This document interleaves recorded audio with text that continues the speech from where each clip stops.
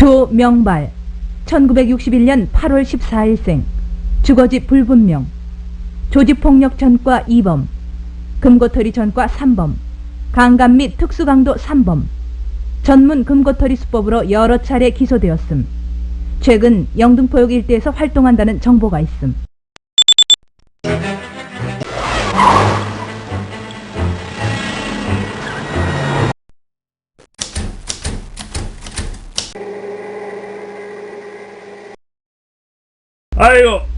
아이고, 오 형사님 아니십니까? 예? 여기 웬일이시오? 자네 아직도 이런 곳을 헤매고 있나?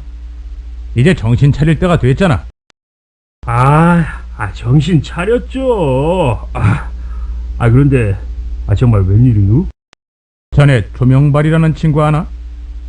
여기서 논다는 소리를 들었는데. 예, 그 친구 여기 있었죠. 근데 지금은 여기 없습니다. 한 사흘 됐죠, 아마. 그 여자 하나 꼬드겨서 그 천호도인가 그 미아리인가. 그래? 여자라?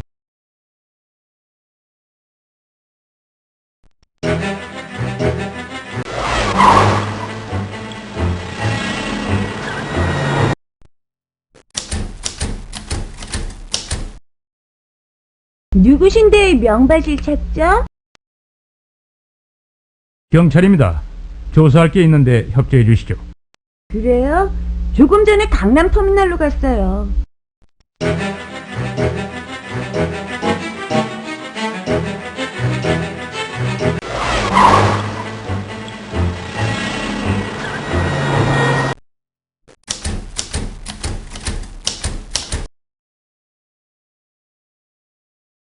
조명발 경찰이다.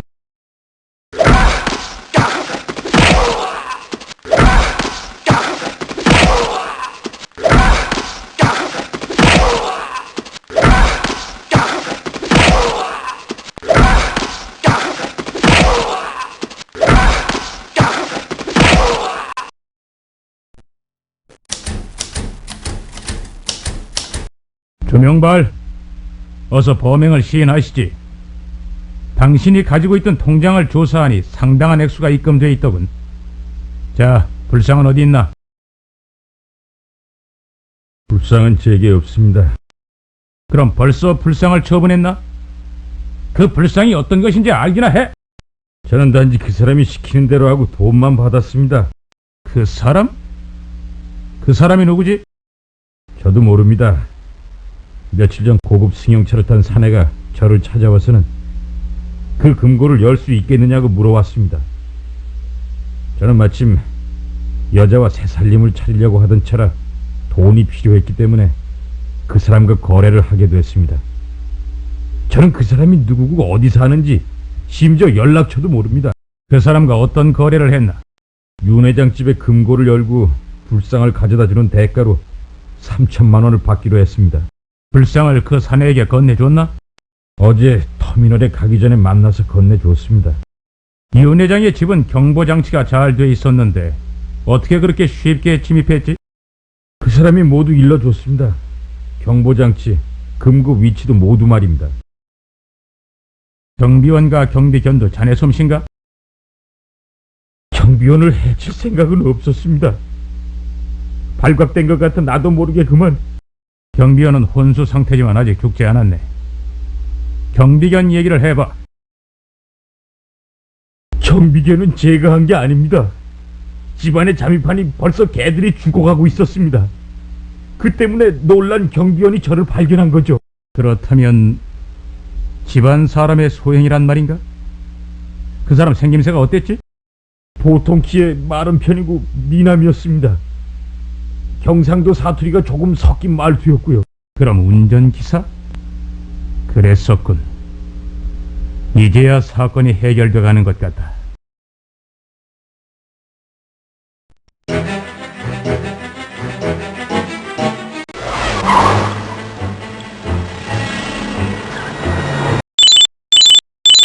오 형사, 새로운 소식이 있네. 새로운 소식이라뇨? 윤 회장집 운전기사 천영달이 시체로 발견되었네. 예? 그게 정말입니까? 그렇다니. 오늘 새벽 남산 순환도로에서 굴러떨어진 승용차를 견인해보니 천영달 그 친구가 차 안에 있었다고 하네. 지금 곧 그쪽으로 가보도록 하게. 알겠습니다.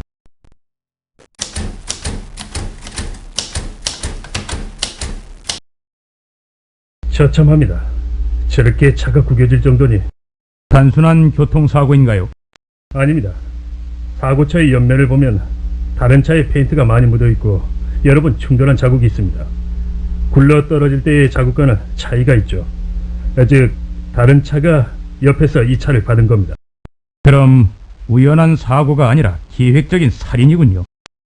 이것 좀 보십시오. 피해자가 죽기 직전 사력을 다해 자신의 피로 차체에 글씨를 남겼습니다.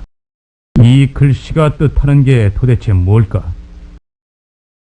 혹시 차 안에서 불상 같은 것이 없었습니까? 불상이요? 아니요, 그런 물건은 없었습니다. 그래요. 아무튼 협조해 주셔서 감사합니다.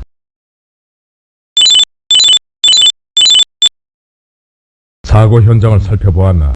예, 짐작했던 대로 단순 사고가 아닌 살인이었습니다. 죽기 직전에 천영달이 쓴 글씨가 단서가 될 것 같습니다. 자, 지금부터 윤 회장 집에 가서 주변 인물들을 수사해 보겠습니다. 범인은 그 중에 한 명일 것입니다. 그럼 수고하게. 나는 인근 자동차 정비소에서 범행 차량을 추적해 보도록 지시하겠네. 시간이 별로 없으니 서두르게.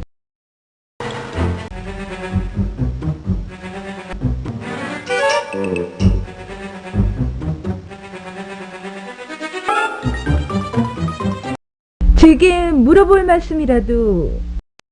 천 기사에 대해 아는 대로 얘기해 주시겠습니까? 그 사람 똑똑한 사람이었어요. 그런 사람이 운전기사를 한다는 것이 이상할 정도였죠. 회장님 은혜를 그렇게 많이 받은 사람이 그런 짓을 하다니 천벌을 받았나 봐요. 김 변호사는 어떤 사람입니까? 글쎄요. 회장님께서 제일 신뢰하는 분이시죠. 예를 들어서 서재는 청소하는 때 외에는 저도 들어가지 못하게 하시는데요. 김 변호사님은 예외라 할 만큼 자유롭게 드나드셨거든요. 회장님의 아드님이나 따님은요? 회장님하고 안 좋으셨어요. 돈이 많으면 뭐 하겠어요? 가족끼리 싸우기나 하고.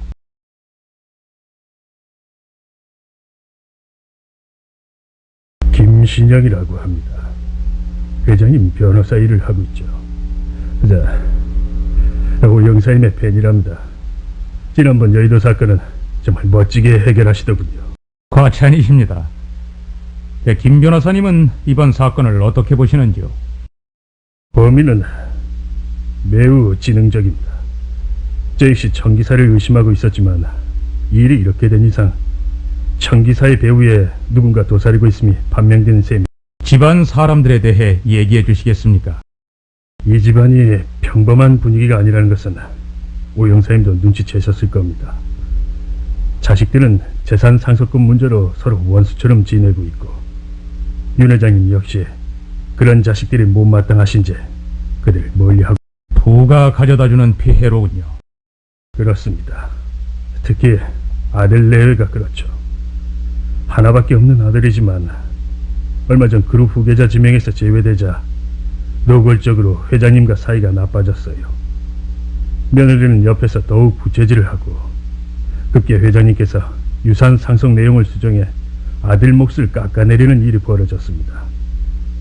요즘은 독립회사를 차리겠다고 큰 소리를 치지만 자금 한 가지만 더 여쭤보죠.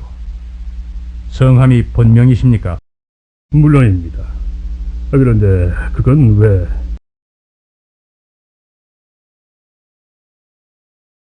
제게는 물어봐도 별 소득이 없을 거예요. 불상 따윈 관심 없으니. 그렇지만 보통 불상이 아니랍니다. 집안 사람 중 혹시 의심 가는 사람이 없습니까? 글쎄요. 따지자면 모두 의심이 가죠. 아가씨가 나라면 누구에게 혐의를 둘까요? 개인적으로는 제 오빠예요. 사업자금 마련을 위한 것도 있고 아버지와의 관계가 점점 안 좋아지는 것도 원인이 될 수 있겠죠. 중요한 건 충분히 그런 일을 꾸밀 만한 사람이란 거예요.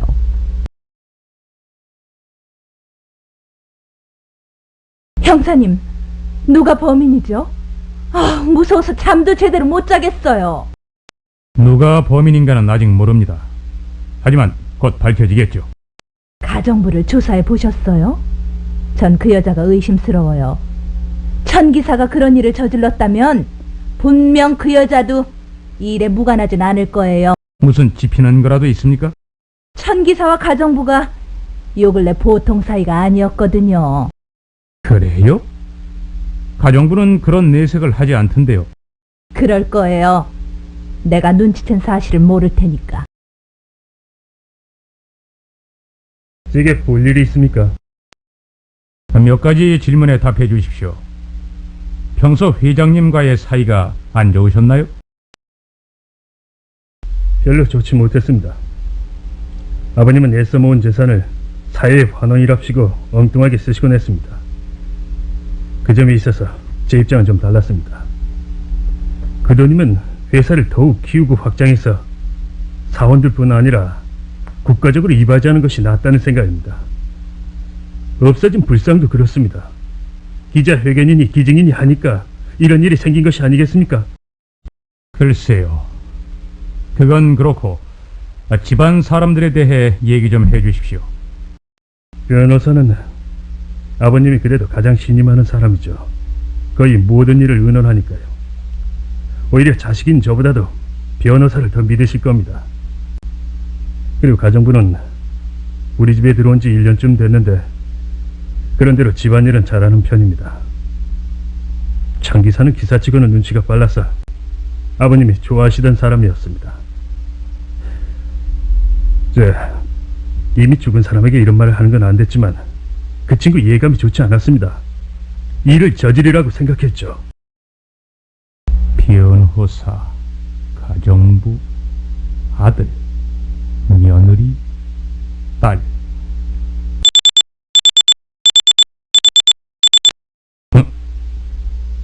반장님이군. 범인의 윤곽을 잡았나?